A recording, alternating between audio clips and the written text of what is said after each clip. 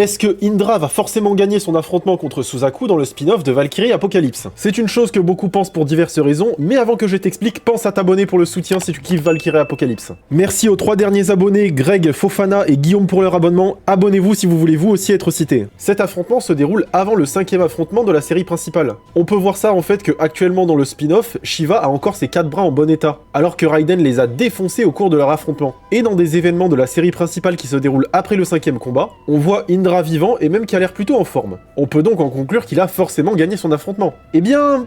pas forcément. Pour rappel, il y a 3 issues possibles durant les combats du spin-off. Un combattant est considéré comme perdant soit lorsqu'il meurt, soit lorsqu'il est incapacité, soit lorsqu'il abandonne. Là, voir Indra vivant plus tard, ça indique juste qu'il n'est pas mort au cours de son affrontement. Mais il peut très bien avoir perdu après avoir été mis en PLS par Suzaku, ou pour avoir abandonné pour une raison encore inconnue. Sur les 6 issues possibles du combat, il y en a qu'une seule qui est invalidée. Après, personnellement, j'espère quand même que de 2, ça sera Indra qui gagne. Juste parce que je trouve qu'en termes de design, des 2, c'est celui qui a le plus de flow. Et toi, dis-moi qui tu penses va gagner son affrontement entre Indra et Suzaku dans les commentaires. Parce que autant les 2 premiers combats du spin-off étaient assez prévisibles, autant celui-là je n'ai aucune idée de qui va gagner.